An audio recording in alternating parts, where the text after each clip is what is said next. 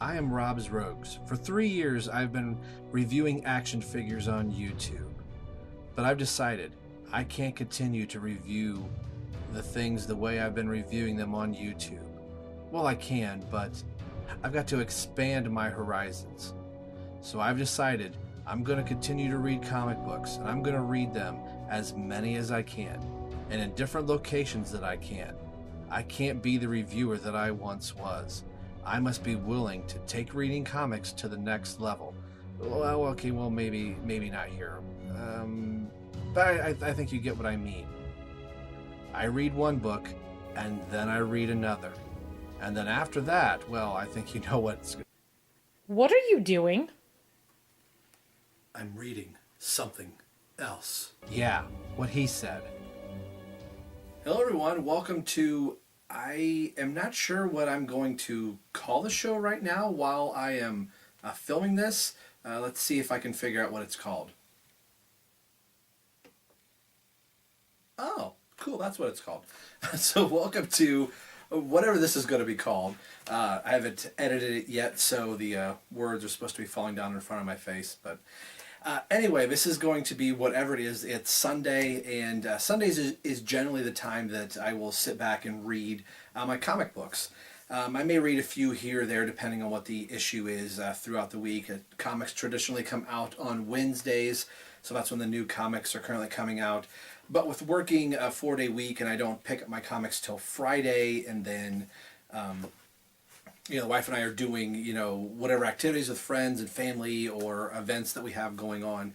Sometimes it's not till Sunday afternoon that I get to sit back and relax and kind of read through some of the books for the week. And it's kind of like when the Sunday comics used to be out. That was something that I always used to like to read, and you got to read the Sunday funnies on Sunday.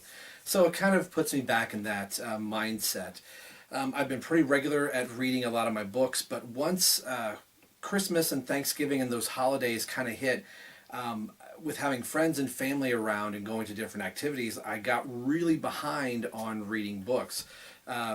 Even Batman Eternal that was going on, I was probably 4 or 5 issues.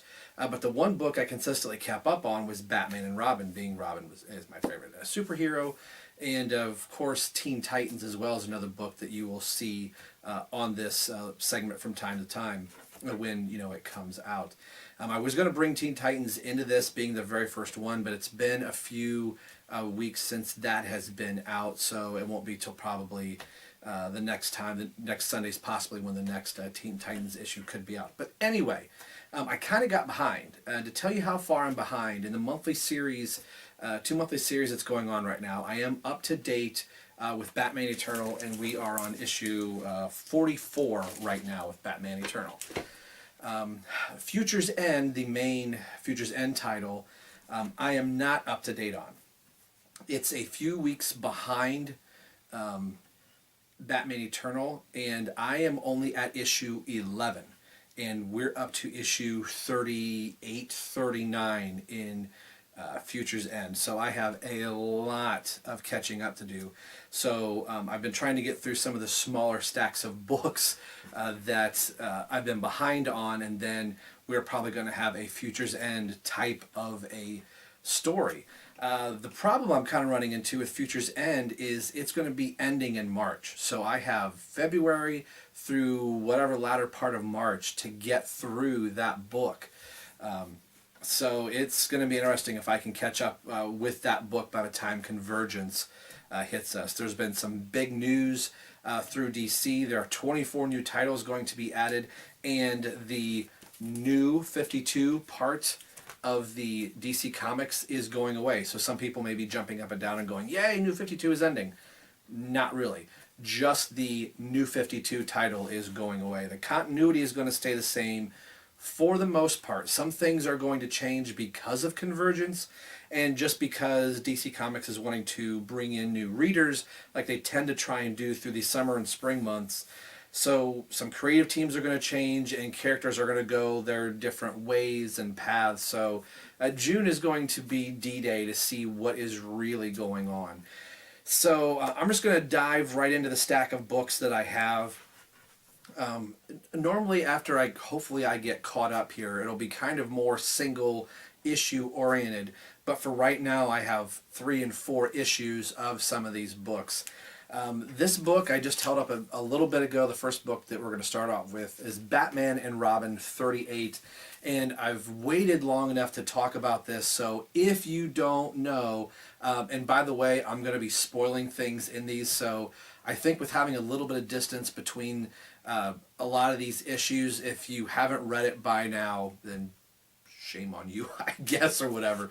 So for the things that you don't want to know, I'm probably going to spoil it for you. So if you haven't read some of these comics, if you click in the description below, you can see all the comics that I'm going to be talking about in this particular episode of whatever this show is going to be called.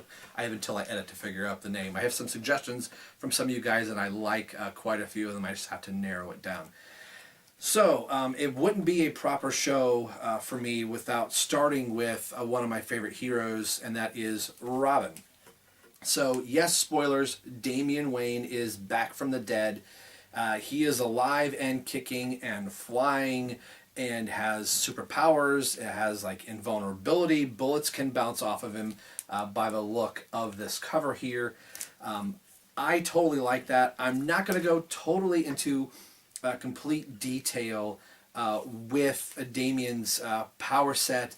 I'm currently editing and putting together Robin Rises that's going to encompass the hunt for Robin and the actual Robin Rises story that I'm going to kind of do podcasty-ish, and then I'll have images of the comics here. So this is going to kind of come up, this is right after Robin Rises. So Damian is back from the dead, and it is Bruce and Damian trying to figure out how they are going to deal and function with one another as being Batman and Robin again. It's been about a year or so since Damian, in comic terms, it's probably been a little bit less. They really don't define the time. But as far as you and I are concerned, it's been almost 2 years since Damian's been gone, if you can believe that. So now that Damian has been brought back from the dead, and if you want to find out about that, stay tuned to this channel, and I'll have a special all about that. But he's been brought back, and Damian has a power set now. And I think it's an interesting turn. Just as when Dick Grayson was Batman with Damian being Robin, the dynamic of Batman and Robin was flipped on itself. You had the normal lighthearted Robin with the dark and brooding Batman, and that was turned on its head with the lighthearted Batman and Dick Grayson and the dark and brooding Damian Wayne as Robin. So now the power shift has been shifted, as it were, with Damian now being the stronger of the two, and Damian can do so many more things than his father can. And I think that's a really interesting beat that Tomasi and Gleason came up with, that Batman has never really truly embraced anybody with superpowers. As much as he can say he's friends with Superman, we all know that Batman has this contingency plan to deal with any of the Justice League members that tend to go rogue. So as much as he wants to be friends with them, as much as Batman can be friends with somebody, we know deep down Batman doesn't really trust anybody that has superpowers. So now Bruce is at a conflict with, my son is back, he's alive and doing well, but now my son has superpowers. The very thing that I totally don't trust in this world, now my son has and wants to fully embrace his powers. So Bruce is kind of putting Damian in this particular issue through some tests. We don't see what the tests are, but Damian keeps asking, you know, are we going to be doing more tests? And Bruce is telling him, yes, we need to find out the limits of your powers, how long you're going to have these powers, and, you know, are you a danger to yourself? Are you a danger to me? And in their first case back as Batman and Robin again, it's nothing more than a simple carjacking with two guys stealing a car, and there's gunfire going on, and Batman and Robin come in to save the day. Damian now has the ability to fly, so he just beats his father there, and Batman swings into action and gets ready to take on the bad guys in the issue, and bullets are flying everywhere, and Batman is kind of pinned down. Who comes in right behind Batman? Damian walking in just like Superman would, with bullets bouncing off of his chest, and Damian wipes out the guys like that because he also has super speed. So it's like having a little mini Superboy, or some people have said Super Brat. So that cockiness is still there with Damian, but and Damian can't understand why Batman has a problem with this. Batman is telling him, you put yourself in harm's way, and you could have put other people's life in jeopardy in harm's way because you rushed in headlong into the gunfight. And Damian doesn't see anything wrong with it because the bullets are just bouncing off me, Father. I took out the guys while you were behind the car waiting for a moment while the gunfire was still going on. I got the job done. So there's this, who's really in charge here? Damian can now do things that his father can't do. It can react much quicker, and Bruce is still trying to do things the way Bruce has always done and remain in some type of control. Damian ends up getting grounded, and how do you ground a boy with superpowers that can instantly fly away? There's a cute scene where Damian wants to go fly off, and Bruce grabs him by his shoelaces to try and pull him back down, and Damian continues to ascend, and Bruce ends up coming off the ground a little bit. Towards the end of the issue, Damian just ends up kind of flying away. He ends up going back to talk to Aquaman. There are some creatures that his mother, Damian's mother, was using for a while, which, also spoilers, Talia is alive. She has no memory of who she is or what has happened because of the way she was brought back to life through a twisted Lazarus pit that basically wipes the mind of the individual. That was going to be the plight of Damian, but Batman was able to get him away from Ra's al Ghul. So Damian is not aware of his mother is alive yet. Only we, the reader, know. But in the course of the Robin Rises story, they found some really twisted Damian clones that his mother was trying to grow, an army of Damians, as it were. And Aquaman had taken them back to Atlantis for safekeeping, and Damian wanted basically his brothers. It's really the only family that Damian thinks he has now that he has these superpowers, and Damian takes them to just this remote island where they can just be themselves, and they're all twisted and grotesque looking. But Alfred ends up telling Bruce, Bruce really wants to try and track down Damian and just really make him listen, and it's Alfred that tells him, we need to let Damian kind of figure out who and what he is. Bruce has spent a year or so probably without his son, but Damian still has those memories of being killed and what the pain was like, and now given this huge power set, it's kind of weighing on Damian. Is he going to be a hindrance to his father? Is he going to put his father in danger? Is he putting himself back in danger even though he has these superpowers? In the last panels, Damian kind of just flying around the world and talking to his mother just basically by himself, saying, you tried to defeat me, but I ended up defeating death, and now what does he do? How do he and Batman now coexist? It's some really, really good writing, and I thought this would be a really good way to start off the show. Batman and Robin 38, I think, is a good jumping on point. All you really need to know at this point, Damian is back from the dead, and this is one of the first adventures. It's just a short little adventure with Damian and or Robin and Batman now, but there's some things that need to be discussed between the two of them, and they really are kind of at that odds with each other. So this was a really good issue. It's probably almost a month old, so the new one's going to be coming out here pretty soon, so you'll probably see it maybe next Sunday, issue 39. But this is really good, and I'm glad to have Damian back. And we just found out that Damian is going to be getting his own solo series, Robin, Son of Batman. So this title is going to be going away, the Batman and Robin title, so it'll be interesting to see what ends up happening out of the Batman and Robin title that has Damian on his own. The next story we're going to be looking at is Justice League, and this is the Amazovirus storyline. This is Justice League 38. It's going to be encompassing the issues that have come up to this. I believe it's 34, 35, 36, 37, 38.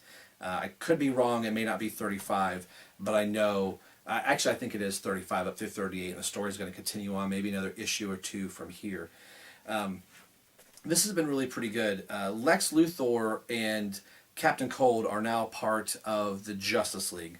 Captain Cold is for the most part, but he's kind of in and out. He's more of security detail for Lex Luthor. The basic plot and story in Justice League right now that Jeff Johns is writing with Jason Fabok doing some amazing art. For those that have read Batman Eternal, he was the artist in the very beginning part of Batman Eternal.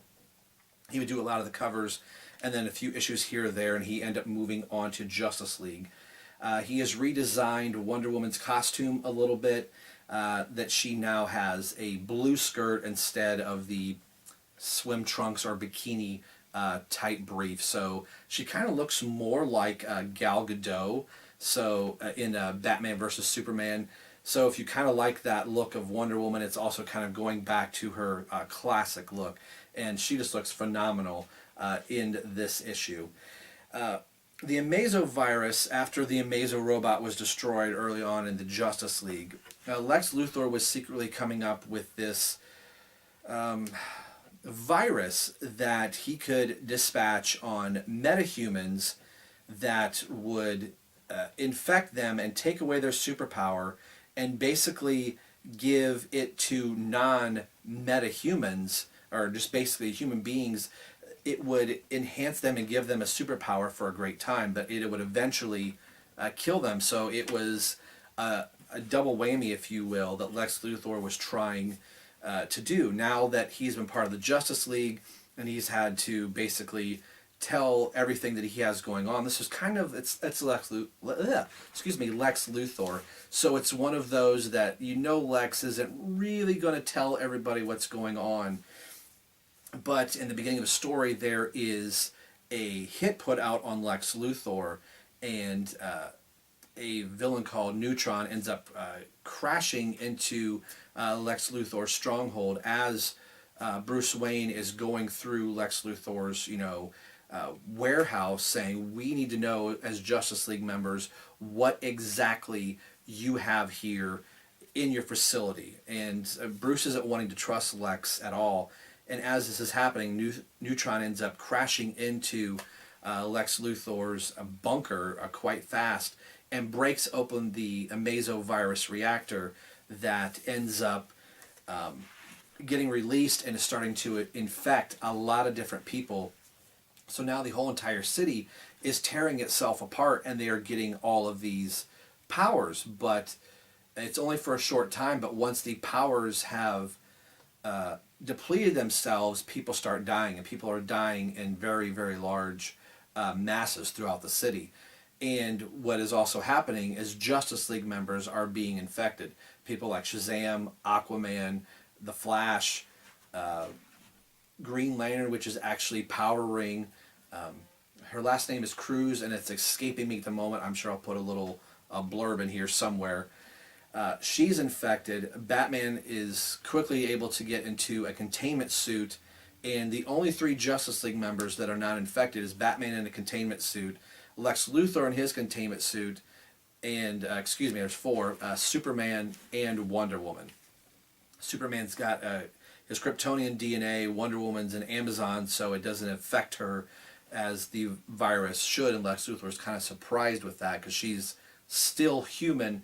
But the virus was actually engineered and tested on Superman, and he didn't know about it at all. And this has Superman, really kind of upset at Lex, and rightfully so.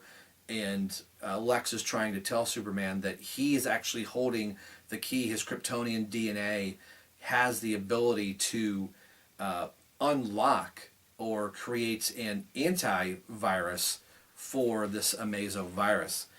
And there is still an assassin on the loose for Lex Luthor, and in a gunfight that is going on, the very first person that has been affected with the Amazo virus, they call Patient Zero, they also believe holds the cure. And that's what happens a lot of times in, zombie type movies. If you can find that first infected, that's where the virus was at its strongest, and you can try to develop a, anti virus out of that. So between Superman and Patient Zero, they're trying to find that.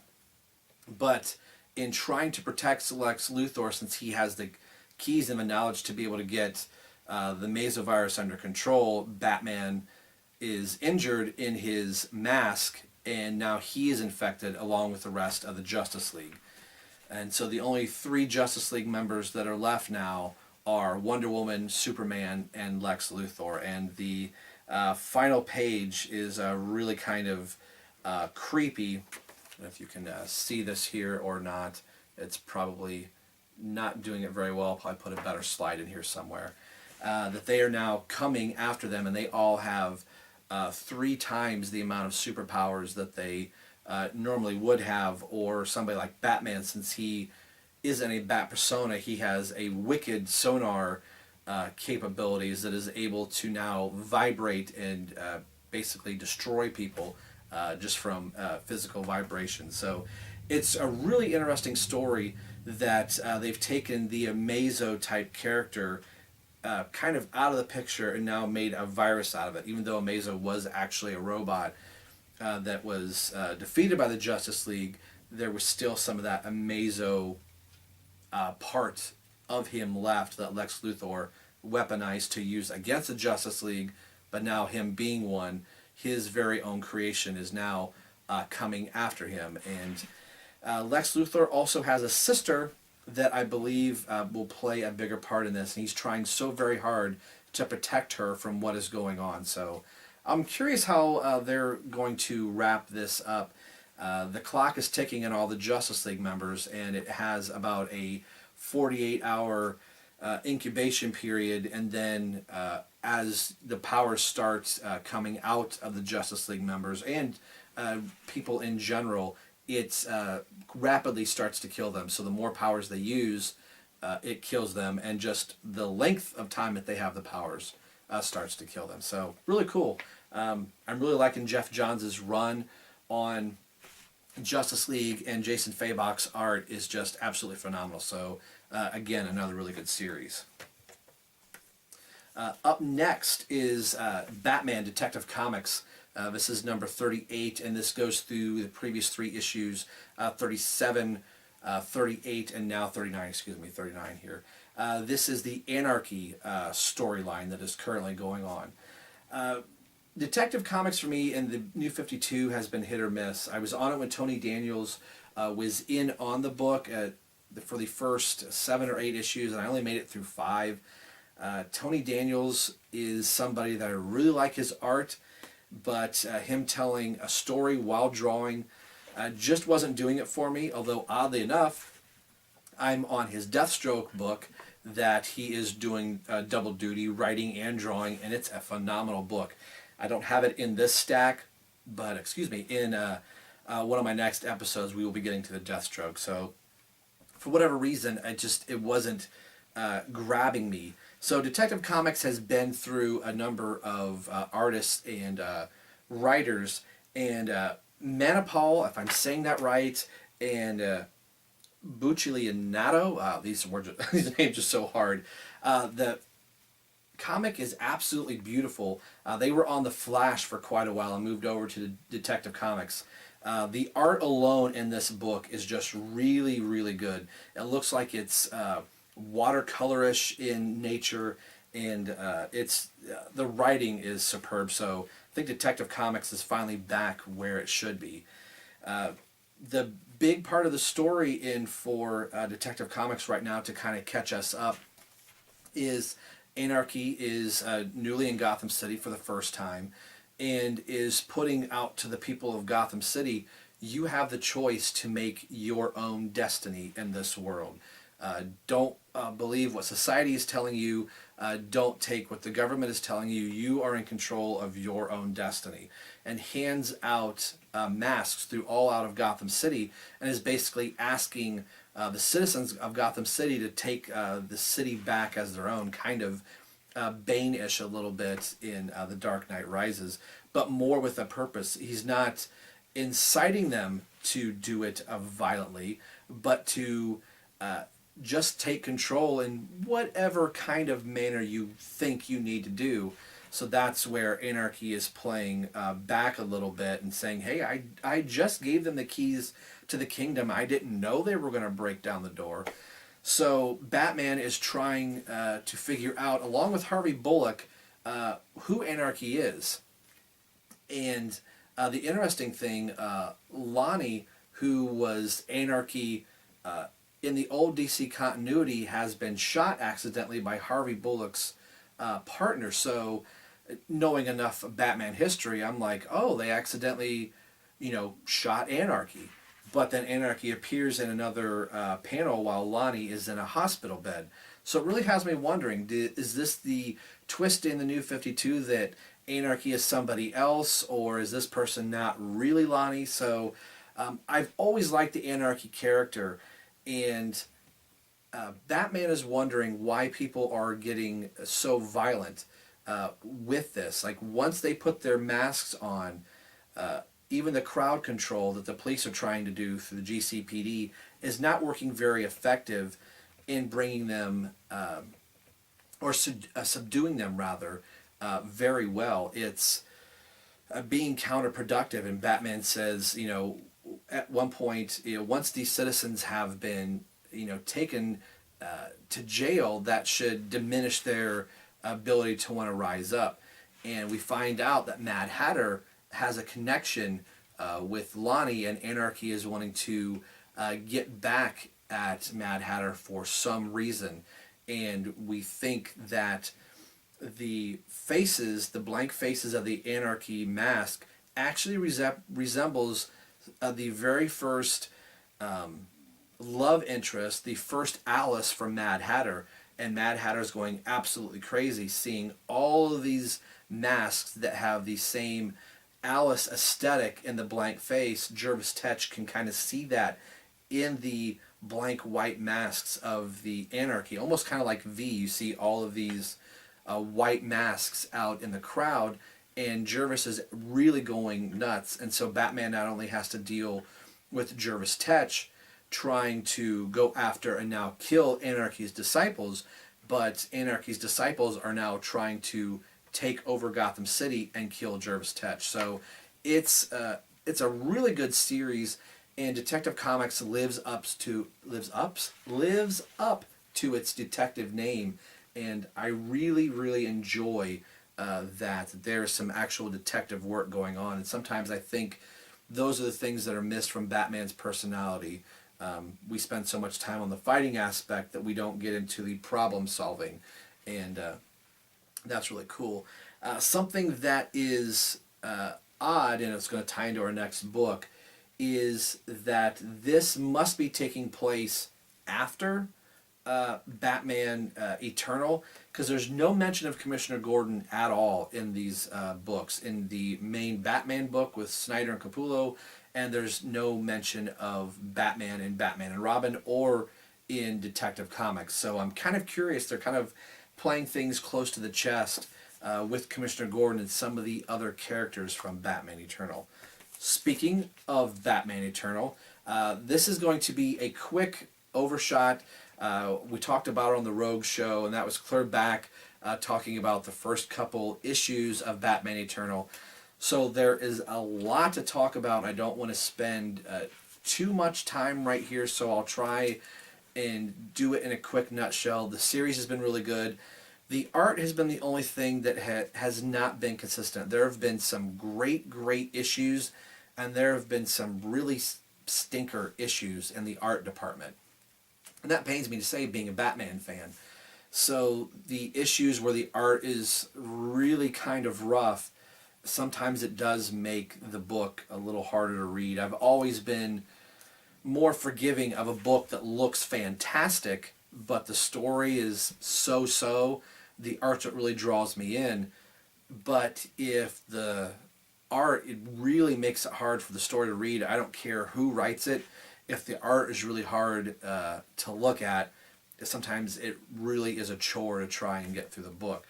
That being said, it's been better than it has been worse in the art department. So the few books here or there, art-wise, that are so-so, the story does make up for it overall. The quick catch-up of the story, quick catch-up?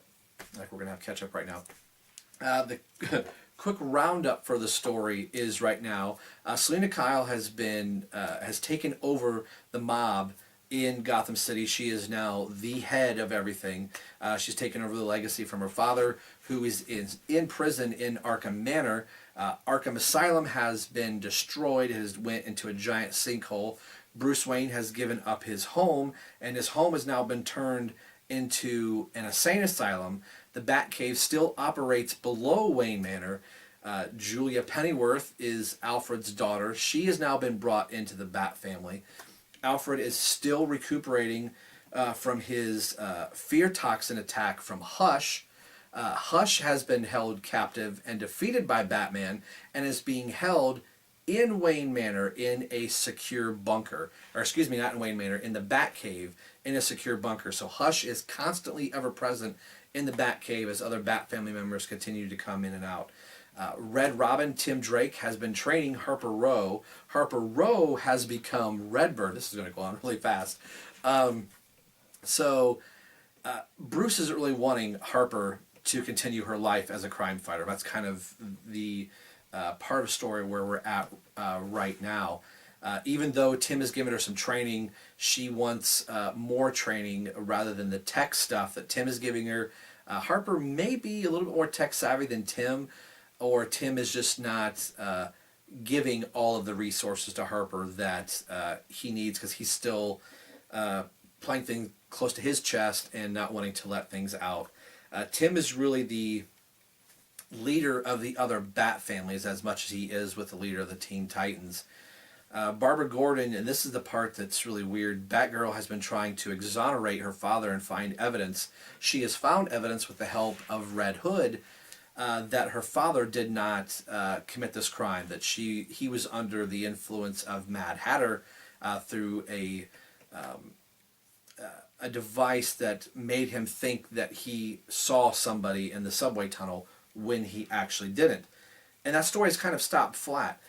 Even though the information has been brought forward, nothing is going to trial. Jason Bard, who has this all-out war and assault on Batman, was now promoted to a police commissioner, has now been brought out to be a phony through Vicky Vale and some other people in the GCPD. And Harvey Bullock is leading a small faction of GCPD officers that are still kind of loyal to Batman and Commissioner Gordon, but they are not in the majority of that. So the GCPD is still under the control of Jason Bard, but there is still another mysterious figurehead in Gotham City. We were kind of led to believe it was the Joker, or excuse me, not the Joker, it was Hush, but Hush is kind of behind bars right now in Wayne Manor, so either he's pulling the strings somewhere else or there is somebody above Hush. We were kind of led to believe for a while it was the Riddler, and the Riddler seems to be the only one, that really knows what's going on. He's been trying to tell Batman for the past few issues, I know what's going on. He's giving Batman this riddle, and Batman is kind of at the point through this whole story where he's had it. He's been chasing people all over Gotham City and throughout the country half the time to try and gain control back of Gotham City, and he's not one to have it. And the Riddler's like, one of these days you're going to come back to me and it's going to be too late to try and save your city. Spoiler has been foiling her father's schemes, and a hit has been put out on her by her parents, and more importantly her mother. Selena knows that she knows something and has sought to get, spoiler, the Bat family in the most recent issue with Bluebird and Batman have rescued Selena, and Harper and Stephanie, rescued from Selena. Bluebird knows that Stephanie is holding back something, and Stephanie says it's Bruce Wayne. Bruce Wayne has been funding Batman Incorporated this whole time. He's the one giving Batman all of his gadgets. You are fighting for the wrong cause. It's this whole entire Bat family that is the huge problem in Gotham City, and the person that's at the top is Bruce Wayne. Bruce Wayne needs taken out. So That was kind of like the most recent shocker up to this point of Harper knows of Bruce Wayne, or knows who Bruce Wayne is, know who Batman is. She's in the inner sanctum. She's already saved Red Hood, Batgirl, and Red Robin from the nano robots that Jarvis Tetch was using to control a lot of citizens in Gotham City. And through Harper's electronic gun that she uses, she's taking care of that and has now gotten her brother back from the control. This goes clear back to issue 5, and we're at issue 44. So there's been a lot to go on. I know that was a lot to just spit out right there. This has been a good story. And this is something that's going to be ending in March. So we're in February right now. This is February 8th, I think, is when I'm shooting this. So we are slowly getting closer to the end of March.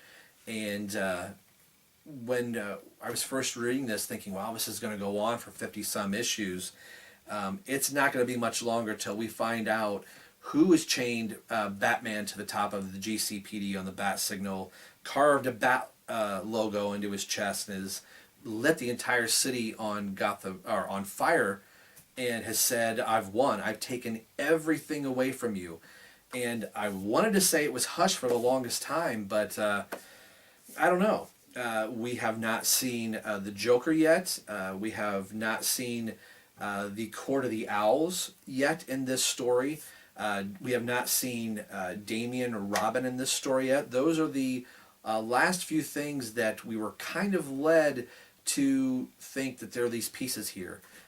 Dick Grayson has made a minor appearance in the story, so that is the blonde person in the Thanksgiving Day photo.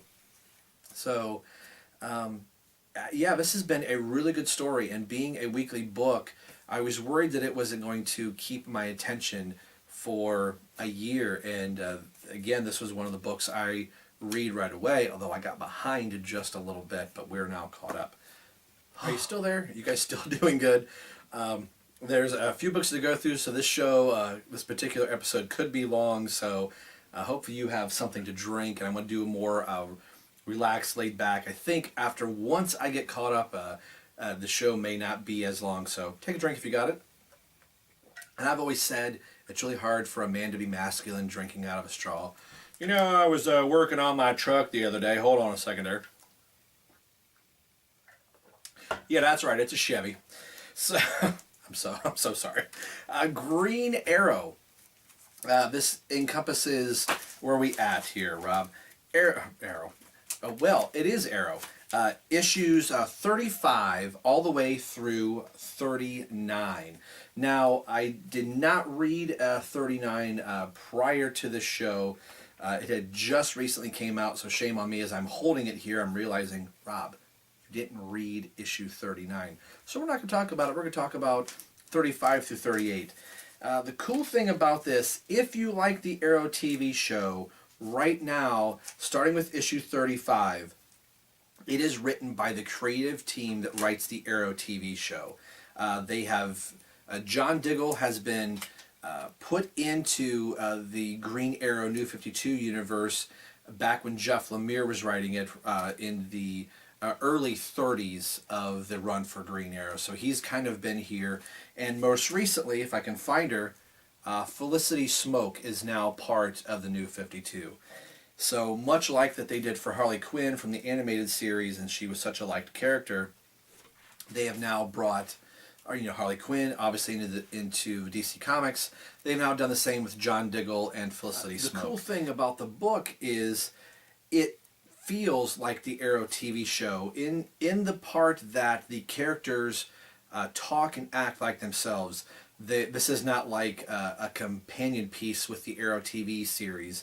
It is Green Arrow, so it's operating in the DC Comics universe aside from from the Arrow TV series. So you don't have Merlin yet, at least. I don't know if he's going to make an appearance at all. But Felicity Smoke, the way they write her, as she's talking, she'll say, "Well, I'm sorry we got to get going, but not like I go all the time." That type of thing where she has these giant long run-off sentences and she kind of half whispers something off to the side. That was a poor Felicity Smoke impression, but it feels like that when Diggle is talking. They refer to him as Arrow from time to time. Felicity said, "Do we have to call you Green Arrow all the time? Can't we shorten it to Arrow?" And he says, "Felicity, I don't care right now." It's a really, really good read. So if you're a fan of the Arrow TV series, this has been really pretty good. The biggest part for the story here, as far as Green Arrow goes, he's just coming back out of. We're coming out of the Jeff Lemire run, where Oliver has basically had his whole company taking away from him, and Oliver is just now getting the bits and pieces back in Seattle for Queen Consolidated or Queen Enterprises, I think it's what it's called in the New 52. That Bruce Wayne and Lex Luthor have paid a visit to Oliver and said, "We want you to partner up with us," as Oliver is back to being a millionaire or a billionaire again, and pool resources so we can do this global funding campaign that we can help people in need.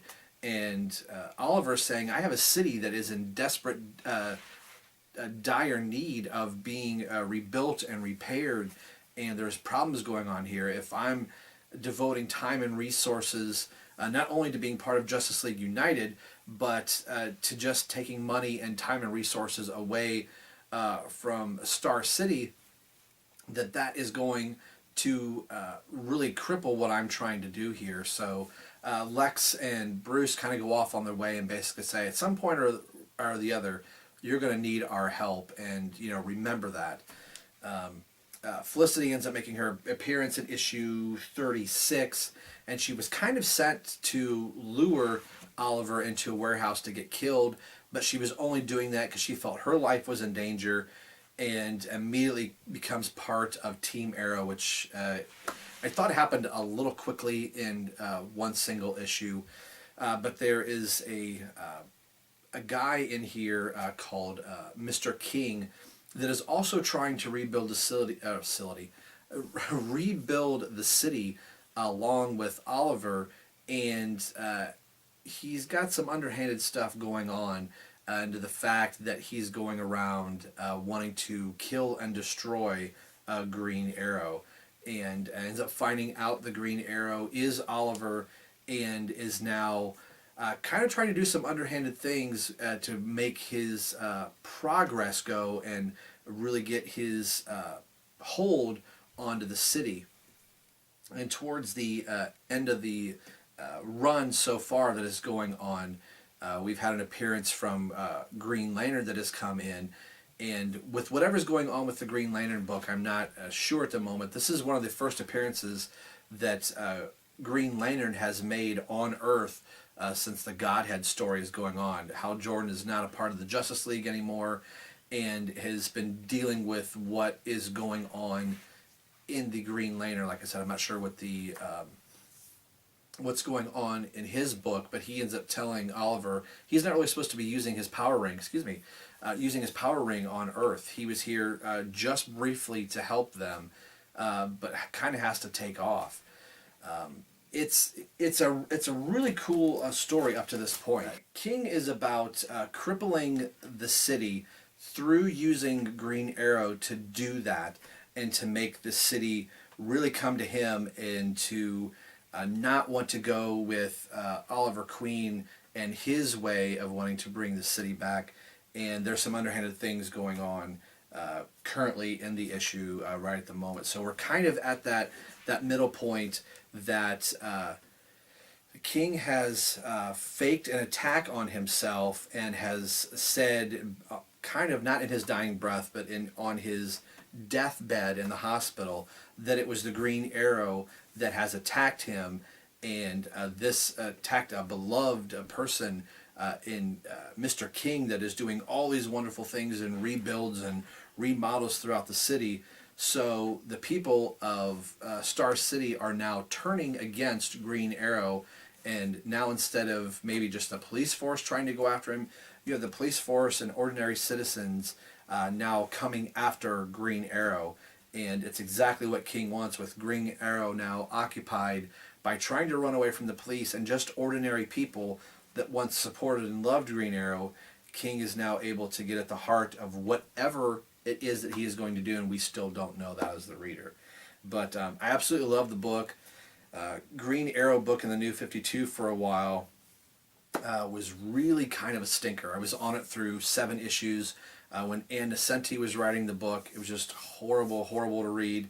I dropped it after the 7th issue, and I didn't pick it back up until issue 17 when Jeff Lemire came onto the book, and it was drawn very, very cool.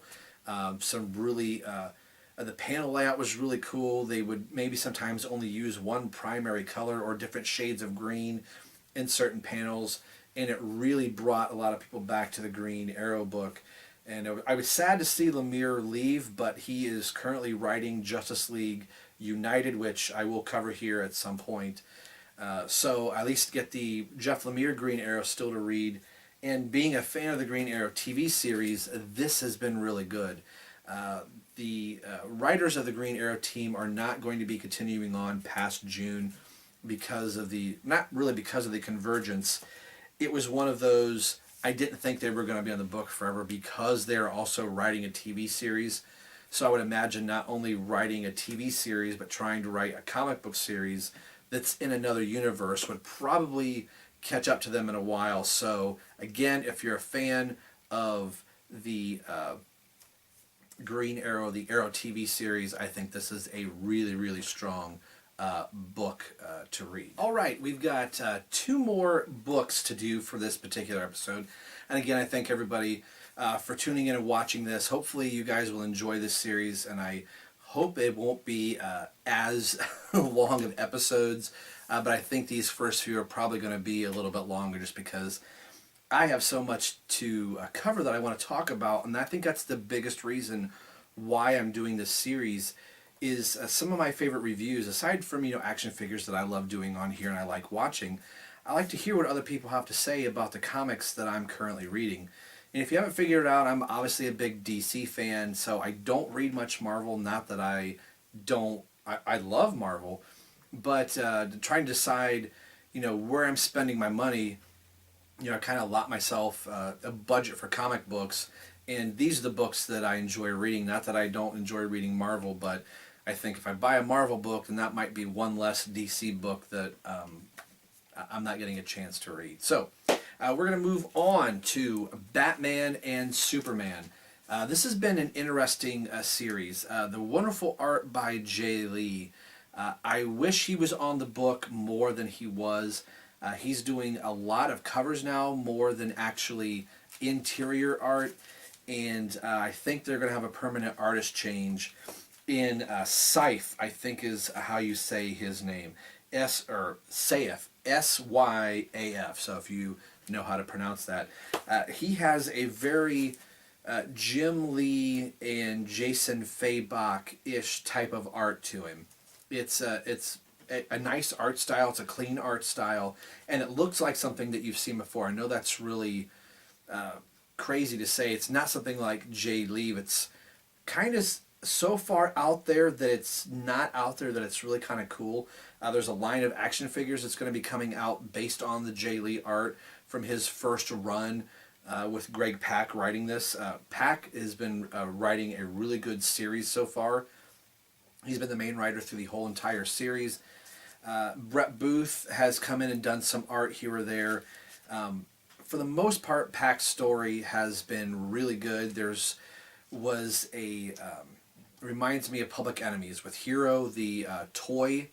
I forget what his name is now at the moment. I'll have to find out here at the bottom of the screen. The Toy Maker, Toyman, I think.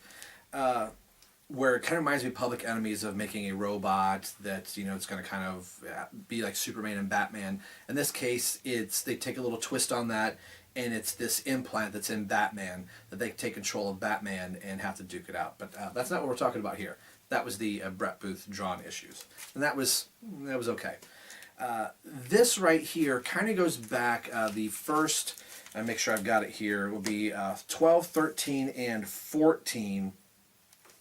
12, 13, 14, and 15 deal with I'm losing my train of thought here.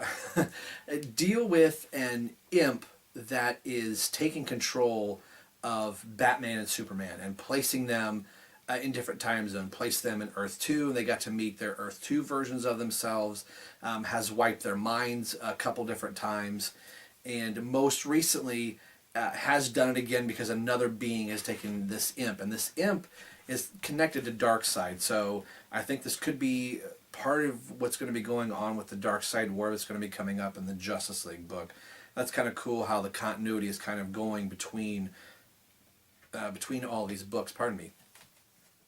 So that's just been the cool part in that storyline with Superman and Batman not knowing who they were. He left Batman and Superman with blank memories of they know how to fly, they know how to fight, but they don't know why they're doing it. So he gives them the moment to decide. Do you want the ability to remember who and what you are? If you don't, you can go on through this world or this existence with these powers and basically recreate yourself. So Batman is really not sure who Bruce Wayne is, and Superman's not really aware of Clark Kent, but they know that there's something missing, but both Bruce and Clark are at that point that maybe they don't want to know. Maybe they have these abilities and they can just kind of start from ground zero and move on to the fact that when Bruce is talking to Alfred, Alfred is trying to tell him about his mother and father and stops. And Alfred realizes that this is probably the Bruce Wayne that Bruce should have been this whole entire time. So Alfred's not wanting to remind Bruce of the tragedy that happened to him that caused him to become Batman. So it's a different twist for Alfred. It's that reminds me of The Dark Knight Rises, that Alfred never wanted this for Bruce. So Alfred's playing it back and just saying, Mr. Wayne, you have this business that's going on, we'll move you here, move you there, and kind of letting Bruce lead this happy life. He stumbles onto Lois Lane, and he and Lois are starting to have a little bit of a romance, so much so that Bruce finds a Batgirl costume in the Batcave and gives it to Lois Lane to put on, and is kind of contemplating, like, I can tell her who I am underneath this. I don't even know who Bruce Wayne is, and I really don't care. All I know is I like this person. In the meantime, Superman, Catwoman has found Superman and realizes Superman has no idea who he is. So she's almost using Superman as this big, brooding thug, basically, to kind of be her little play toy and can kind of, be a little seductive to Superman and go, well, hey, why don't you take care of this little thing over here? Why don't you take care of this little thing over here? Until they get to that point where there is something incredibly wrong, that Superman and Batman are needed in the city, and it's at that moment that they have the time to decide, do I want to know who and what I am? And it's actually Lois that tells Bruce, or tells Batman, I don't know who or what you are, but this is not the Batman, and begins to tell Batman the Batman that she has written about, the Batman that she has talked about, the Superman that she has written and talked about. And in that moment, everything comes flooding back to Batman. And the thing that is going on is Superman is being completely destructive. And it takes one single word from Batman to snap Superman out of it. It is Bruce whispering the words, Clark, you are not who you think you are. And I thought that was a cool beat, that it's Batman's voice, a friendly voice, that it's not even Lois that does it until he hears Bruce say something, and then Bruce allows Lois to kind of get injured, and it's the scream of Lois Lane that fully snaps Superman back into his rightful mind again. So that was a really pretty cool story to see, a Superman and Batman where it's almost a Superman of injustice, Gods Among Us, that realizes I'm this all-encompassing being and I can pretty much do what I want. So I thought that was a really cool and interesting story. The latter part of this book, moving through 16, 17, and 18, is Superman's Joker. Who is Superman's Joker? And Lobo Light, I don't know how I feel about the new Lobo, ends up making an appearance in this book. And there is a bullet that is being shot across the world that is killing people. It is killing people that matter the most to Superman, or somebody like Superman that is a stand-up person, that whoever's standing up for something like Superman is. The first person that is killed is somebody that's dressing up like Superman, that's going to a children's hospital, and this magic bullet finds this would-be Superman and kills them. And it's Batman that says, you have somebody like a Joker.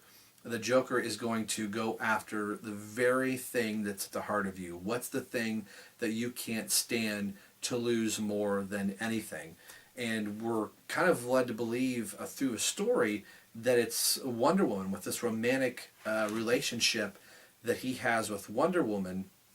We find out Batman sets it up that he brings Lois to a rooftop, or actually a mountaintop, and is kind of out in the open, and is willing to sacrifice her to show Superman that you say you're with Wonder Woman, but it's actually Lois. And what we find out is the bullet actually finds Batman and shoots Batman. So of all the things that Superman cares about, it's actually kind of Bruce. So that was a neat little twist. But Batman, being Batman, knew that that was the case, came prepared for it. And the twist and the shocker is that whoever is using these bullets, we were kind of led to believe it's Lobo. It's not actually Lobo. Under further inspection of these bullets, when they are able to pull one out of the corpse that was dressed up as Batman, it's actually a Kandor citizen that has been used as a bullet and shot from a gun, or a super type of a gun. So that was a twist I didn't see coming, that these bullets are strong enough to be just like Superman, and that are actually Kandor citizens. So I thought that was a really pretty cool twist. So we have the lost city, or the bottled city of Kandor. So I thought that was pretty cool. A really cool series, and I wish I could pronounce the guy's name. Syaf, Pakin Sayef, if that's his name. The art is really good in this. Here is some of his art here that you can kind of see. I'm really kind of curious, and the suspects that Superman is trying to protect, that are people that he care about, are Batman, Supergirl, Steel, Lex Luthor, Jimmy Olsen, and Lois Lane, and Wonder Woman is not one of them. So really pretty cool. We've got one more to go through, and that is Grayson. This was a book that we're up to issue 6, technically issue 7 if you count the annual that's in here.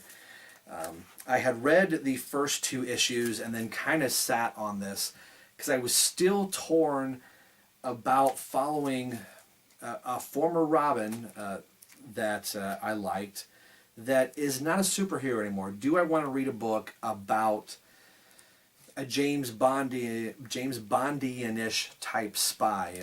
Grayson has appeared in the pages of Batman and Robin, has made an appearance in Scott Snyder's Batman, and has been in Batman Eternal for 1 or 2 panels. And I have recently thought about dropping the book, but it's one of those that I kind of go, it is actually kind of decent, but in the back of my mind I still go, I still really miss Nightwing. Midnighter is an antagonist that's in this book to go against Dick Grayson. Dick Grayson is part of Spiral organization that he is infiltrating. Spiral was a group that Batman was fighting in Batman Incorporated, and through faking Dick Grayson's death, Bruce has sent Dick on this mission to the leader of Spiral is trying to figure out the identities of all the superheroes, and he has sent Dick on this borderline kind of suicide mission.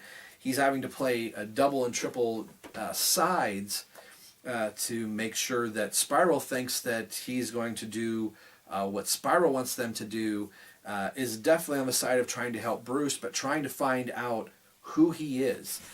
He's not Robin anymore. He's not Dick Grayson anymore. As far as the world is concerned, Dick Grayson is dead, and Dick is wrestling with, am I still Dick Grayson? Helena Bertinelli, Bertinelli, you know what I'm talking about, the would-be Huntress. She's kind of dressed like the Huntress with the type of cross. I got the book.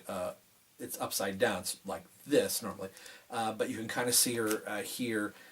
She has her crossbow and looks Huntress-esque in the issue. So I'm wondering at some point, will Dick Grayson go back to being Nightwing, or will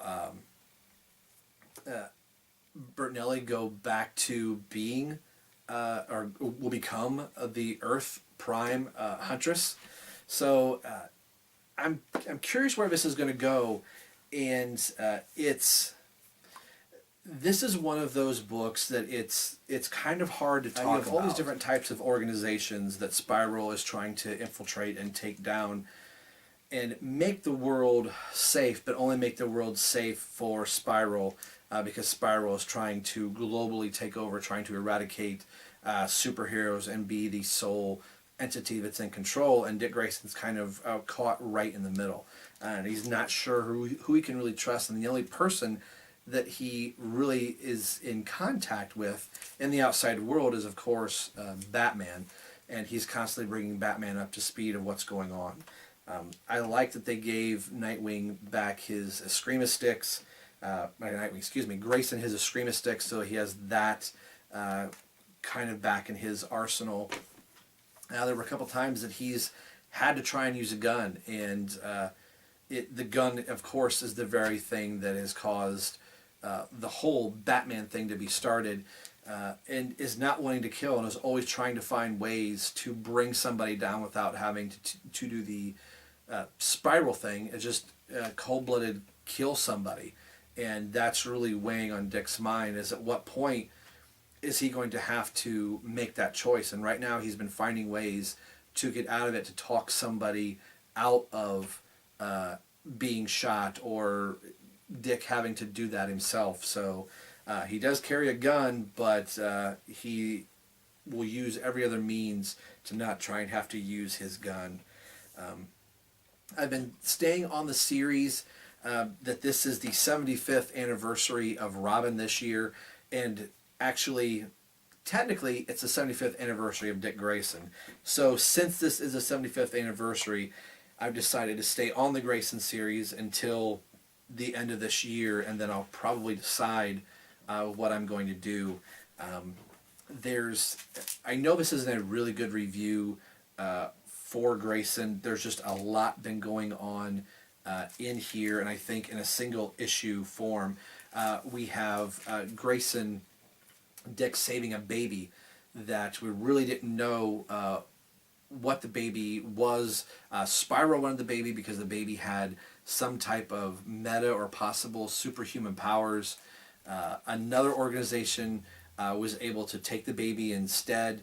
Dick walked through miles and miles of the desert after a plane crash to try and deliver this child to wherever he was supposed to go, but ended up passing out, but ended up protecting the kid. Midnighter is somebody that knows who Dick Grayson is. Dick is able to work around other people because his face has this technology through Spiral that actually causes a spiral so people can't see Dick's face, which that also plagues Dick as well, that when anybody looks at Dick Grayson, His face always seems blurry, or it changes shape as far as other people go. So Dick feels like he's losing part of who he is. Helena knows who he is or who he was, and she's trying to be that light with Dick. She knows that she still has to side with Spiral, and Spiral knows that there are some communications going on, and they think that it could be Dick. So Dick's having to play both sides and not really tell her what's going on. He doesn't know if he can fully trust her or not to say, I'm working with Batman to try and stop Spiral from doing, or not doing, but giving away superhero identities. So it's a giant mystery whodunit all the way through, and I've managed to go through 7 books in a quick time span, but it does kind of take a little bit of the superhero fun out of it. There's not a lot of superhero stuff going on.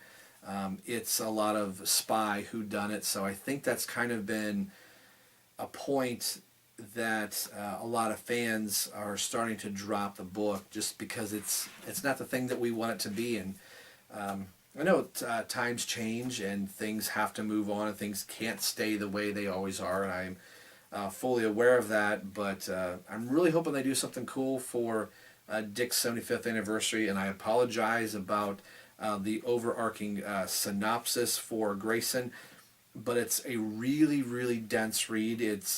I'm enjoying it, surprisingly. I'm of two minds. I enjoy the story, but as I'm reading it, I go, it makes me miss Dick Grayson as Nightwing even more. So that is going to do it for me. And for whatever I call this, which is probably... Oh, right. Oh, there it is. So thanks for tuning in to this episode. We will be back next week for another round of books. So thanks for spending some time with me on Sunday, and we will see you next week.